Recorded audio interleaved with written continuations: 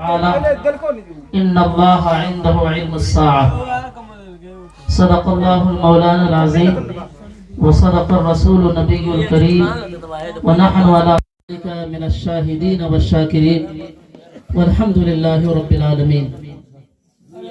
معزز حاضرین، بزرگوں اور دوستوں، ابھی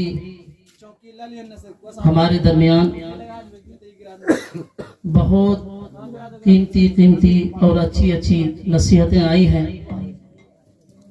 والدین کے تعلق سے ایک سے بڑھ کر ایک مثال حضرت والا کے زبان سے سننے کو ملا ہے. تاہم اتنا ضرور ہم سبوں کو کرنا ہے کہ جتنی باتیں ہم سب کے بیچ آئی ہیں، عمل کے ارادے سے گھر کو واپس جانا ہے اور آج سے عہد و ارادہ کر لینا ہے، مکمل عزم کر لینا ہے کہ انشاءاللہ ہم اور آپ اگر والدین زندہ ہیں، ماں باپ زندہ ہیں تو ان کی خدمت ضرور کریں گے، انشاءاللہ کریں گے. ان کی خدمت بھی کریں گے، ان کی دیکھ بھال بھی کریں گے اور ان کے چھوٹے موٹے خرچے کے لیے کچھ روپیہ پیسہ بھی انشاءاللہ دیا کریں گے، دیں گے انشاءاللہ. میرے دوستوں بزرگوں، موت کے تعلق سے یہ مجلسیں قائم کی گئی ہیں. میرے بھائی، موت ایک ایسی چیز ہے جس کا علم خدا کے سوا کسی کو پتہ نہیں. موت ایسی چیز ہے جس کا علم خدا کے سوا کسی کو پتہ نہیں. بِأَيِّ أَرْضٍ تَمُوتُ. ہم ابھی ماں کے پیٹ میں ہیں اور اللہ تعالیٰ فرشتے کو حکم کرتے ہیں کہ وَاكْتُبْ رَزْقَهُ وَعَمَلُهُ وَعُمْرُهُ. یعنی ہم ماں کے پیٹ سے باہر نہیں آتے ہیں کہ ہمارے رزق کا متعین ہو جاتا ہے، ہماری مقدر کی رزق کو اللہ تعالیٰ متعین کر دیتے ہیں. ہم جو کریں گے اپنی زندگی میں اس چیز کو بھی لکھ لیا جاتا ہے. یعنی یوں کہیے کہ ابھی ہم ماں کے پیٹ سے باہر نہیں آتے کہ ہماری قبر کا نقشہ پہلے بتا دیا جاتا ہے. میرے دوستوں بزرگوں، حضرت امام مالک رحمۃ اللہ علیہ کا واقعہ بڑا ہی مشہور ہے. وہ فرماتے ہیں کہ مدینے میں امام مالک رحمۃ اللہ علیہ بہت دن سے رہ رہے تھے. لکھا ہے کتابوں کے اندر کہ امام مالک رحمۃ اللہ علیہ ایک رات خواب دیکھا. خواب کیا دیکھا میرے دوستوں بزرگوں؟ کہ حضور اکرم صلی اللہ علیہ وسلم اس کو نظر آئے کہ یوں کہیے کہ حضرت امام مالک رحمۃ اللہ علیہ نے خواب میں حضور پاک صلی اللہ علیہ وسلم کی زیارت کی. حضرت امام مالک رحمۃ اللہ علیہ حضور اکرم صلی اللہ علیہ وسلم کو خواب میں دیکھ کر بہت زیادہ خوش ہوئے اور خوشی کے عالم میں حضرت امام مالک رحمۃ اللہ علیہ نے حضور پاک صلی اللہ علیہ وسلم سے عرض کیا کہ یا رسول اللہ صلی اللہ علیہ وسلم، میں مدینہ میں 17 سال سے رہ رہا ہوں، آپ مجھے بتا دیجئے کہ میری موت کب آئے گی. اللہ اکبر. میرے دوستو بزرگوں، ہر آدمی کی خواہش یہ ہونی چاہیے اور ہر آدمی کی نیت بھی یہ ہونی چاہیے کہ یا اللہ میری موت آئے تو مدینے میں آئے. اللہ اکبر. تو حضرت امام مالک رحمۃ اللہ علیہ نے فرمایا، عرض کیا یا رسول اللہ صلی اللہ علیہ وسلم، میں مدینہ میں 17 سال سے رہ رہا ہوں، آپ مجھے بتا دیجئے کہ میری موت کب آئے گی. حضور اکرم صلی اللہ علیہ وسلم نے مسکرا کر سر کو اوپر اٹھایا، آسمان کی طرف رخ کو کیا اور ہاتھ کی 5 انگلیاں اٹھا دی. ابھی اتنا ہی دیکھا تھا خواب میں حضور پاک صلی اللہ علیہ وسلم کو کہ آنکھ کھل گئی. حضرت امام مالک رحمۃ اللہ علیہ جاگ گئے لیکن پریشان ہو گئے، حیران ہو گئے کہ بھائی اللہ کے نبی صلی اللہ علیہ وسلم خواب میں نظر آ گئے اور جب ہم نے پوچھا کہ میری موت کب آئے گی تو اللہ کے نبی جناب محمد رسول اللہ صلی اللہ علیہ وسلم نے آسمان کی طرف سر کو اٹھایا اور مسکرایا اور ہاتھ کی 5 انگلی اٹھا دی.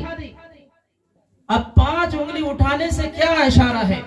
اللہ کے نبی صلی اللہ علیہ وسلم ہمیں کیا اشارہ کر رہے ہیں کہ 5 انگلی سے مراد کیا 5 سال ہے کہ 5 مہینے ہیں کہ 5 دن ہیں یا 5 گھنٹے ہیں؟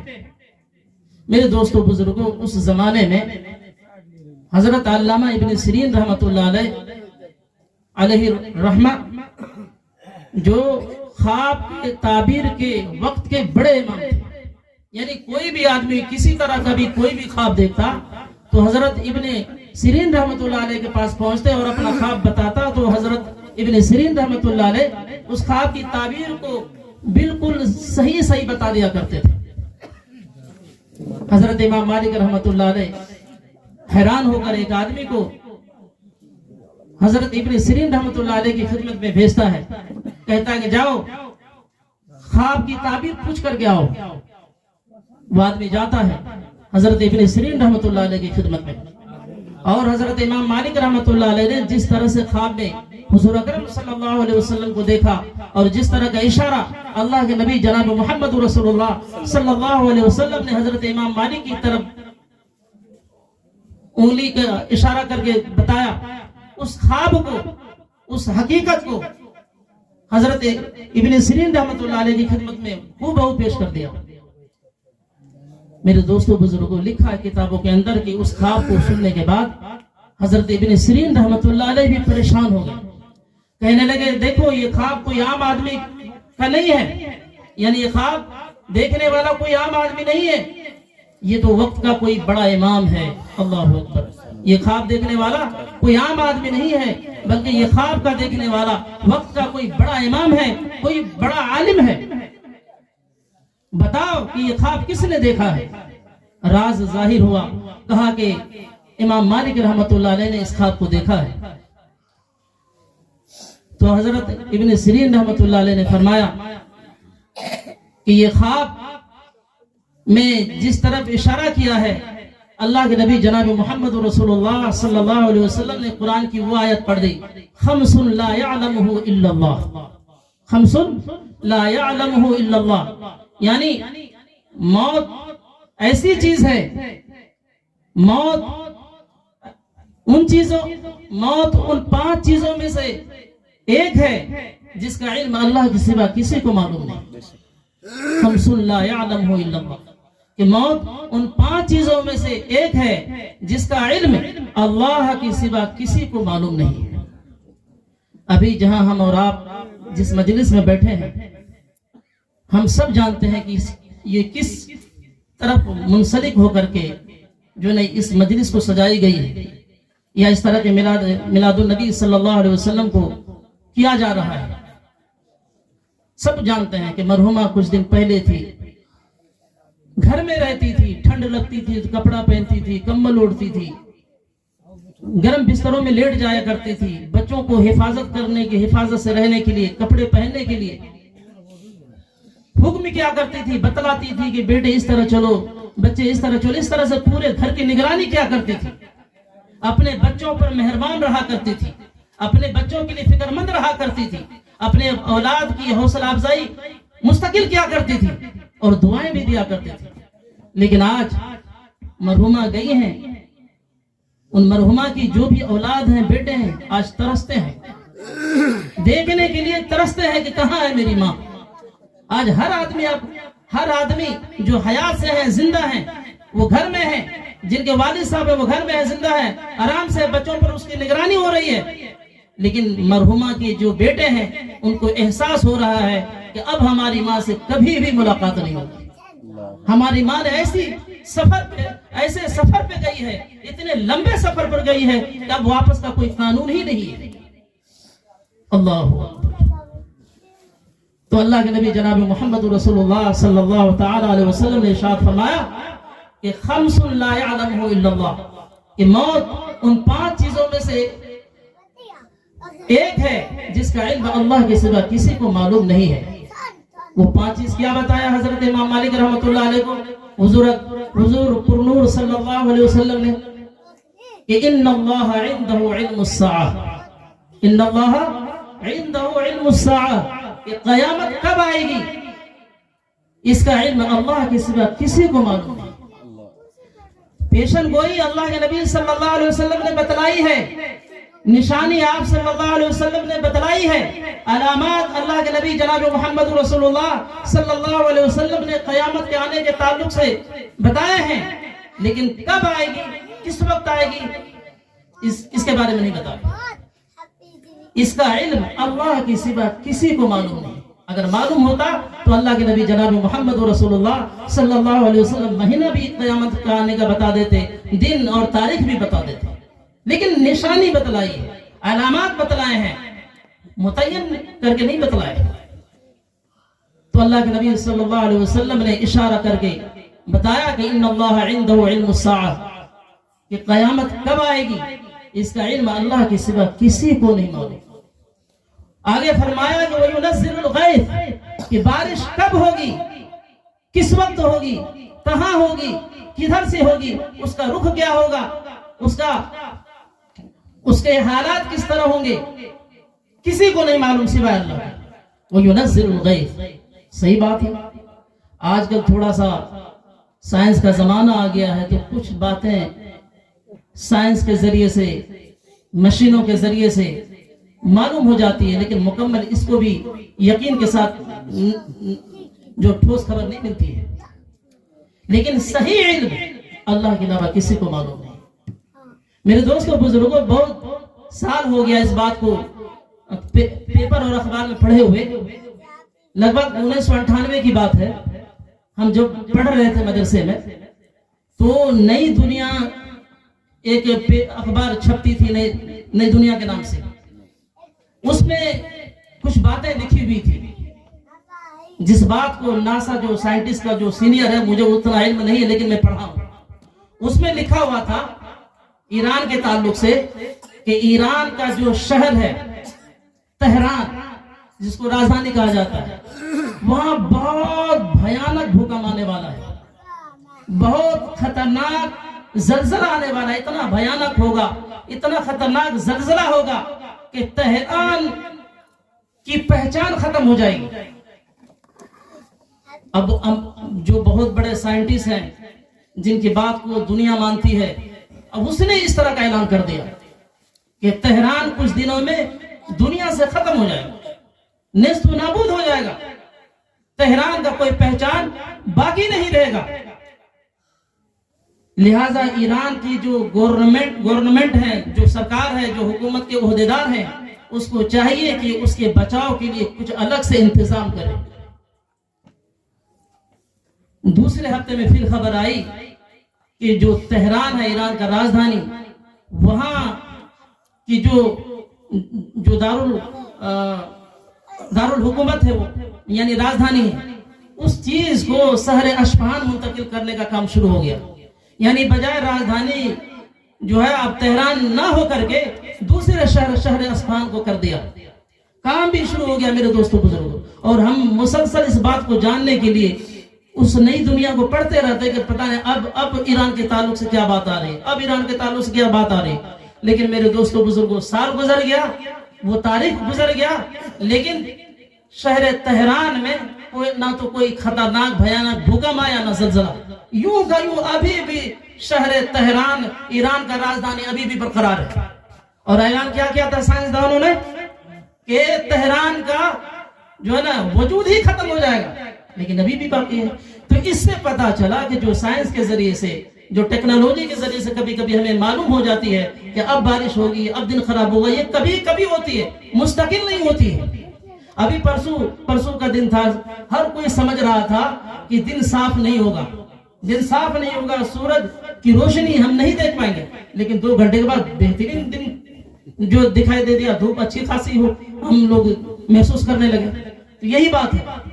تو اللہ نے جو بتایا ہے کہ وَيُنَزِّلُ الْغَيْثَ، کہ بارش کب ہوگی، کس وقت ہوگی، کس سمت میں ہوگی، کس طرح کی ہوگی، اللہ کے علاوہ کسی کو علم نہیں ہے۔ آگے فرمایا وَيَعْلَمُ مَا فِي الْأَرْحَامِ، کہ ماں کے پیٹ میں بچہ ہے کہ بچی ہے، لڑکا ہے کہ لڑکی ہے، کالا ہے کہ کالی ہے، گورا ہے کہ گوری ہے، سست ہے کہ تندرست ہے، ایک ہے کہ 2 ہے، اس کا بھی علم اللہ کی سوا کسی کو نہیں معلوم۔ اگرچہ اس بات کو آج سائنس نے ثابت کرنے کی ہر ممکن کوشش کی ہے کہ مشین کے ذریعے سے یہ بات کے بارے میں ماں کے پیٹ کے تعلق سے بتانے کی ہر ممکن کوشش کی جاتی ہے، لیکن مشین اگر آپ استعمال نہ کریں تو وہ چیز آپ کو سمجھ میں نہیں آئے گی، اور کبھی کبھی مشین کے بتائی ہوئی رپورٹ بھی غلط ثابت ہوتی ہے، یہ بھی آپ کو ماننی ہوگی، بہت دیکھا گیا تھا۔ اب اس کی بات کریں گے تو بہت لمبا وقت گزر جائے گا میرے دوستوں بزرگوں، اس لیے قرآن کریم کی جو آیت اور اللہ کے نبی جناب محمد رسول اللہ صلی اللہ علیہ وسلم نے حضرت امام مالک جو 5 انگلی بتا کر جو اشارہ کیا ہے، اس کے تعلق سے 2-3 باتیں عرض کر کے اپنی بات کو ختم کریں گے۔ اللہ کے نبی صلی اللہ علیہ وسلم نے جو اشارہ کیا قرآن کریم کی آیت پڑھ کر، وَيَعْلَمُ مَا فِي الْأَرْحَامِ، ماں کے پیٹ میں بچہ ہے کہ بچی ہے، لڑکا ہے کہ لڑکی ہے، کالا ہے کہ کالی ہے، گورا ہے کہ گوری ہے، 2 ہے کہ 1 ہے، تندرست ہے کہ سست ہے، اس کا بھی علم اللہ تعالیٰ کے سوا کسی کو نہیں معلوم ہے۔ آگے فرمایا کہ وَمَا تَدْرِي نَفْسٌ مَاذَا تَكْسِبُ غَدًا، اللہ وَمَا تَدْرِي نَفْسٌ مَاذَا تَكْسِبُ غَدًا، کہ تم کل کیا کرو گے، کس طرح رہو گے، مرو گے کہ بچو گے، کہ اچانک تمہارے ساتھ حادثہ ہونے والا ہے، کل تمہارا ایکسیڈنٹ ہوگا کہ تم صحیح سالم رہو گے، کل کس وقت تم کھانا کھاؤ گے، کیا کرو گے، تمہیں نہیں معلوم ہے، یہ بھی معلوم اللہ کو ہے۔ وَمَا تَدْرِي نَفْسٌ مَاذَا تَكْسِبُ غَدًا، کل ہمارا خیال ہوتا ہے بھائی ہم کو گھر جانا ہے، موقع اور محل ہموار نہیں ہوتا، بس گھر جانے کے بجائے کہتا ہے آج تو کچھ کام نہیں ہو پایا، کل ایک پرسوں جائیں گے، اور یہ بات ہر کسی سے ہوتا ہے، کہتے بھائی کل ہم کو کھیت لگانا ہے، بعض دفعہ تو ہو جاتی ہے لیکن بعض دفعہ نہیں بھی ہوتی ہے۔ اس سے پتہ چلتا ہے قرآن کریم کی آیت کے ذریعے سے کہ وَيَعْلَمُ وَمَا تَدْرِي نَفْسٌ مَاذَا تَكْسِبُ غَدًا، کہ تم کل کیا کرو گے، کس طرح رہو گے، مرو گے کہ بچو گے، کیا کرو گے، یہ بھی علم اللہ کے سوا کسی کو معلوم نہیں۔ آگے فرمایا کہ وَمَا تَدْرِي نَفْسٌ بِأَيِّ أَرْضٍ تَمُوتُ، اصل میں مجھے اسی بات کو کہنا تھا کہ وَمَا تَدْرِي نَفْسٌ بِأَيِّ أَرْضٍ تَمُوتُ، کہ تمہیں موت کہاں آئے گی، کس حالت میں آئے گی، کس طرح آئے گی، کس وجہ سے آئے گی، اس کا بھی علم اللہ کے سوا کسی کو معلوم نہیں۔ یہ مرحومہ بیچاری تھی، انہیں معلوم نہیں تھا کہ سن 2022 میں ہم اس دنیا سے رخصت ہو جائیں گے، اس سال میں ہم انتقال کر جائیں گے، اس دن میں اس شام میں ہمارے ساتھ اس طرح کا حادثہ ہو جائے گا، نہیں معلوم تھا۔ اگر معلوم ہوتا تو وہ دروازے پر روڈ کے کنارے پہ نہیں بیٹھتی، پہلے سے ہوشیار ہو کر کے چاقو چوبند ہو کر کے اپنا جگہ دوسری جگہ منتقل کر لیتی، معلوم نہیں تھا، اگر معلوم ہوتا تو کر لیتا۔ وہی ہے وَمَا تَدْرِي نَفْسٌ بِأَيِّ أَرْضٍ تَمُوتُ، کہ تمہیں موت کب آئے گی، کس طرح آئے گی، کہاں آئے گی، کس حالت میں آئے گی، کیا رخ ہوگا، یہ بھی اللہ کے علاوہ کسی کو معلوم نہیں۔ میرے دوستو بزرگوں، جب یہ بات ہم جانتے ہیں، سمجھتے ہیں، لوگوں سے سنتے ہیں کہ موت کے بارے میں معلوم نہیں کہ کب مریں گے، تو کیوں نہ ہم موت کی تیاری کریں۔ کسی کو معلوم نہیں، ابھی تو موبائل کا زمانہ ہے، واٹس ایپ پر آج تو بڑا بھیانک دیکھے ہم نے، سب لوگ دیکھتے ہیں فلاں جگہ حادثہ ہو گیا، فلاں گاڑی سے ایکسیڈنٹ ہو گیا، فلاں ہو گیا، فلاں ہو گیا، فلاں ہو گیا، دنیا بھر کی رپورٹ اور خبریں ہم پڑھتے رہتے ہیں، دیکھتے رہتے ہیں۔ اللہ اکبر، تو ہم کیوں نہیں اپنے آپ کو موت کے لیے تیار ہوتے ہیں؟ آج ہم لوگوں کو موت سے ڈر لگتا ہے، مرنے سے ہم گھبراتے ہیں، لیکن جو مومن ہوتا ہے، جو سچا پکا خدا کا فرما بردار ہوتا ہے، انہیں موت سے ڈر نہیں لگتا، انہیں موت سے ڈر نہیں لگتا، بلکہ بعض کتابوں میں آیا ہے کہ جو نیک بندہ ہوتا ہے، جو مومن ہوتا ہے، جو اللہ کے حکم پر چلنے والا ہوتا ہے، موت کے وقت اللہ تعالیٰ اس کو سلام کا پیغام بھیجواتے ہیں، فرشتے سے کہتے ہیں کہ میرا پہلا محبوب بندہ ہے، جاؤ ان کے روح قبض کرنے سے پہلے میرا سلام کہہ دینا۔ اللہ اکبر، ویسا بھی انسان ہم لوگ تو زیرو بھی نہیں ہے میرے دوستوں بزرگوں، ہم لوگ کہاں خوش نہیں ہے۔ ایسے بھی لوگ ہیں دنیا کے اندر جن سے اللہ اتنا خوش ہے، اتنا راضی ہے کہ مرنے کا جب وقت قریب آتا ہے تو فرشتے کو اللہ تعالیٰ کہتے ہیں جاؤ ان کے روح قبض کرنے سے پہلے میرا سلام کہنا۔ اللہ، بہت سارے آتے ہیں۔ اور جو نیک ہوتے ہیں، جو اللہ کے حکم پر چلنے والے ہوتے ہیں، نماز کے پابندی سے پڑھنے والے ہوتے ہیں، مسجد کے جانے آنے والے ہوتے ہیں، جب اس کے موت کا وقت قریب آتا ہے تو فرشتے آتے ہیں اور سلام کہتے ہیں اور کہتے ہیں گھبراؤ نہیں، اس دنیا سے جب جاؤ گے تو اللہ تعالیٰ سے ملاقات ہو جائے گی، اللہ اکبر. اور ظاہر سی بات ہے کہ موت کے علاوہ کوئی اور دوسرا راستہ نہیں ہے کہ جس راستے پر چل کر ہم اور آپ اللہ تعالیٰ سے ملاقات کر لیں. اگر اللہ تعالیٰ سے ملاقات کرنی ہے تو مرنا ضرور ہے. اور مرنے سے وہ آدمی ڈرے گا جو اللہ کے حکم پر نہیں چلے گا. جو آدمی اللہ کے حکم پر چلے گا اسے موت سے ڈر نہیں لگے گا. میرے دوستوں کو وہ کتابوں کے اندر واقعہ لکھا ہوا ہے حضرت ابراہیم علیہ السلام کا. حضرت ابراہیم علیہ السلام کا وقت جب قریب آیا, اللہ تعالیٰ نے ملک الموت کو بھیجا کہ جاؤ میرے دوست میرے خلیل کا روح قبض کر کے لے آؤ. ملک الموت یعنی موت کا فرشتہ حضرت ابراہیم علیہ السلام کے پاس آتا ہے اور کہتا ہے کہ اللہ نے آپ کو سلام کہا ہے اور کہا ہے کہ آپ کی روح کو قبض کر لیں. حضرت ابراہیم علیہ السلام نے جواب میں فرمایا کہ اے فرشتے, اے ملک الموت, بھلا دوست بھی دوست کی روح کو قبض کرواتا ہے, یعنی کیا دوست بھی دوسرے دوست کو مار سکتا ہے؟ فرشتہ حیران ہو گئے. بات تو صحیح ہے, ایک دوست جو گہری دوستی ہوتی ہے, گہرائی کے ساتھ محبت ہوتی ہے, وہ دوست کبھی بھی دوسرے دوست کو مرنا نہیں دیتی, یعنی مارنے کی کوشش نہیں کرتا. تو حضرت ابراہیم علیہ السلام نے کہا کہ کیا ایک دوست دوسرے دوست کو مارنا چاہتا ہے؟ ایسا ہوتا ہے کبھی؟ فرشتے حیران ہو گئے. اللہ تعالیٰ کے بارگاہ میں پہنچے اور کہنے لگا فرشتہ اے اللہ, اے بار الہ, ہم آپ کے دوست حضرت ابراہیم علیہ السلام کے پاس گئے اور کہے کہ اللہ نے آپ کو سلام کہا ہے اور آپ کی روح کو قبض کرنے کے لیے ہمیں کہا ہے, حکم دیا.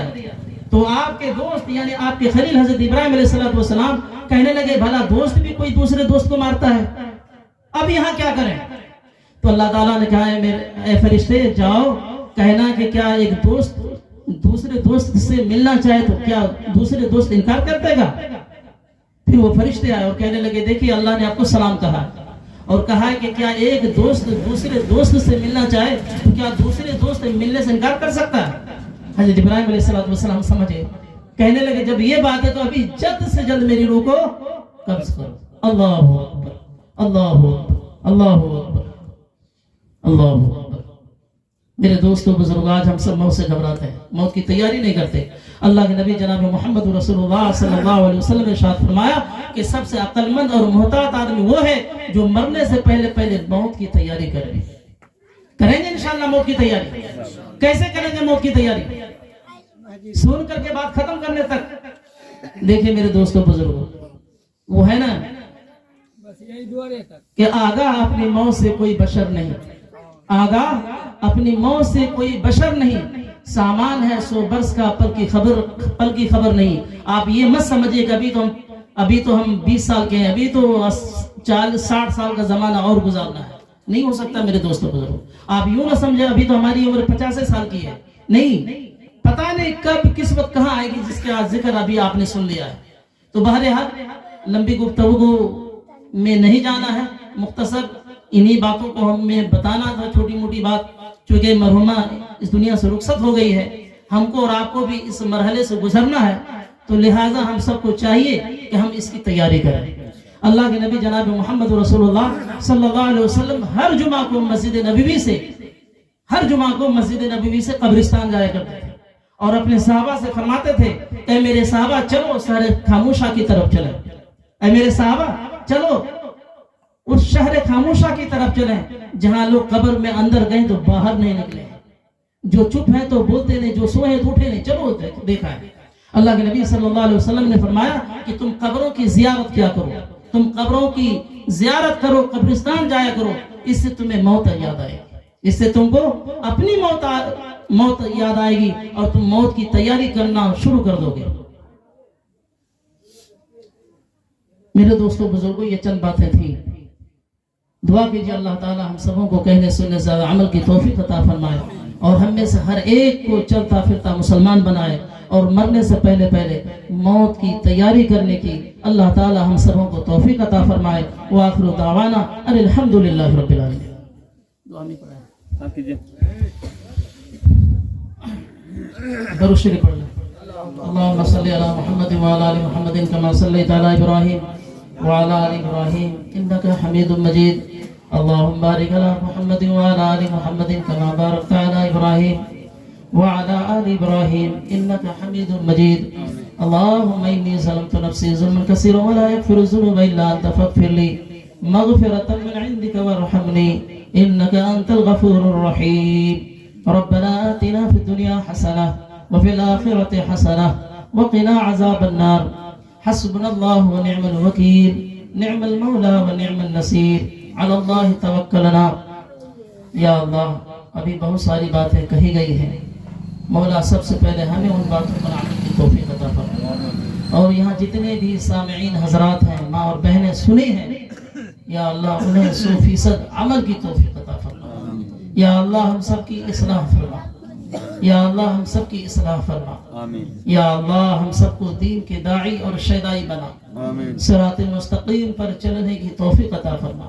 یا اللہ ہم سبوں کو مرنے سے پہلے موت کی تیاری کرنے کی توفیق عطا فرما. یا اللہ موت کی تیاری کرنے کی توفیق عطا فرما. یا اللہ موت کی تیاری کرنے کی توفیق عطا فرما. یا اللہ ہم سبوں کو آخرت کی تیاری کرنے کی توفیق عطا فرما. یا اللہ ہم سبوں کو گناہوں سے بچنے کی توفیق عطا فرما. یا اللہ ہم سبوں کو یا اللہ زبان کا صحیح استعمال، آنکھوں کا صحیح استعمال، کانوں کا صحیح استعمال، ہاتھوں کا صحیح استعمال، پیروں کا صحیح استعمال کرنے کی توفیق عطا فرما. یا اللہ ہم سب کے دل میں اپنی محبت پیدا فرما. یا اللہ ہم سب کے دل میں اپنی محبت پیدا فرما. یا اللہ ہم سب کے دل میں اپنی محبت پیدا فرما. یا اللہ ہم سب کے دل میں حضرت محمد مصطفیٰ صلی اللہ علیہ وسلم کی محبت پیدا فرما. یا اللہ ان کے نقش پاک پر ہم سب کو زندگی گزارنے کی توفیق عطا فرما. یا اللہ ہم سب کی ماں باپ کی مغفرت فرما، انہیں عذاب جہنم سے حفاظت فرما، جنت الفردوس میں جگہ عطا فرما. مولا کریم آج یہاں قرآن خوانی کا اہتمام کیا گیا، قرآن پڑھانے کا اہتمام کیا گیا. یا اللہ جتنا بھی پڑھا گیا، جیسا بھی پڑھا گیا، یا اللہ پڑھنے میں یا اللہ جتنی بھی خامیاں ہوئی ہوں، کوتاہیاں ہوئی ہوں، غلطیاں ہوئی ہوں، یا اللہ تمام غلطیوں کو دور فرما، تمام غلطیوں کو معاف فرما. اور اس قرآن خوانی کا ثواب اور اس میلاد کا ثواب سب سے پہلے آقا نامدار نبیوں کے سردار احمد مجتبی محمد مصطفیٰ صلی اللہ علیہ وسلم کی روح مبارک کو پہنچا کر تمام انبیاء کرام، تمام صحابہ کرام، تمام اولیاء کرام، تمام تابعین، تبع تابعین، ائمہ مجتہدین کے روحوں کو پہنچا کر یا اللہ خاص طور سے مرحومہ جو بھی نام ہو مولا جو اس دنیا سے گزر چکی ہیں کسی حادثے کو لے کر، یا اللہ ان کی تمام گناہوں کو معاف فرما. یا اللہ ان کی تمام غلطیوں کو معاف فرما. یا اللہ ان کی تمام کوتاہیوں کو درگزر فرما. یا اللہ کسی حادثے کے تعلق سے یا اللہ وہ اس دنیا سے رخصت ہوئی ہے مولا، یا اللہ یا اللہ یا اللہ اس عمل کو بعض علماء نے اس حرکت کو اس طرح کے حادثات کے ذریعے سے جو انتقال کرتی ہے یا کرتا ہے، علماء نے بعض علماء نے اس کو شہید قرار دیا گیا ہے. یا اللہ اپنے کرم سے ان کی شہادت کے درجے میں لے لے. یا اللہ اپنے کرم سے ان کو اپنے شہادت کے درجے میں لے لے. یا اللہ ان کے تمام غلطیوں کو کوتاہیوں کو درگزر فرما دے. یا اللہ ان کے قبروں کو یا اللہ نور سے منور فرما دے. یا اللہ قبر کے عذاب سے حفاظت فرما دے، قبر کی تنگی سے حفاظت فرما دے. یا اللہ ان کے قبروں میں چین و سکون اور اطمینان عطا فرما دے. یا اللہ ان کے درجات کو بلند فرما دے، انہیں جنت الفردوس میں جگہ عطا فرما دے. مولا کریم ان کی جو اولادیں ہیں، ان کے جو بیٹے ہیں، ان کے جو بیٹیاں ہیں، یا اللہ ان کے جو بھی رشتہ دار ہیں، یا اللہ سب کی مغفرت فرما دے. یا اللہ سب کو دین کے داعی اور شیدائی بنا دے، صراط مستقیم پر چلنے کی توفیق دے دے، اپنے راستے میں نکلنے کی توفیق دے دے، مسجدوں کے اعمال سے جڑنے کی توفیق دے دے، نماز پڑھنے کی توفیق دے دے، ظلم سے، گناہوں سے، غلطیوں سے یا اللہ اس کی حفاظت فرما دے.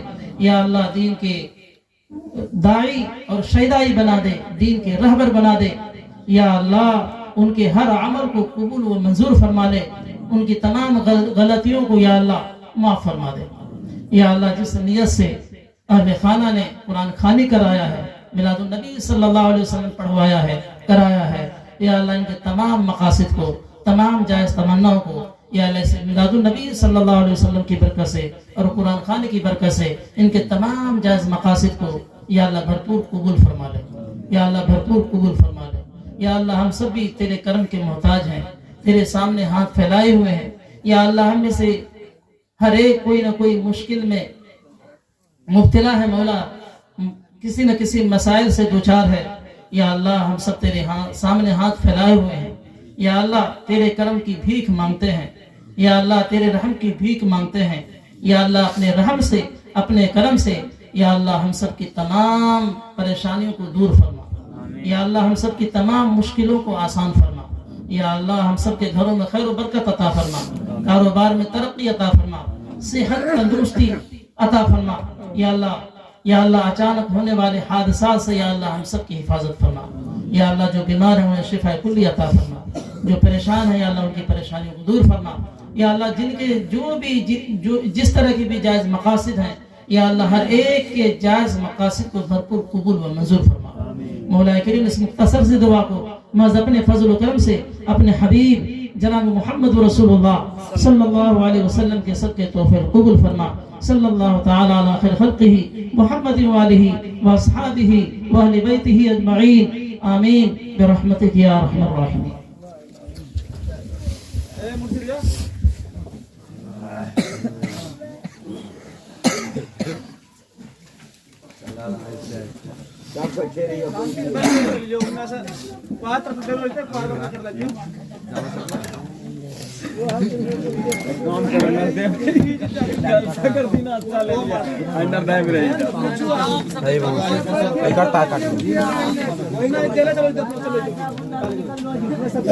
کرنا بھی تم چیک کریں گے تھوڑا سا 1 منٹ رک جاؤ. چیک کر آئرنگ چیک بند کر بند 2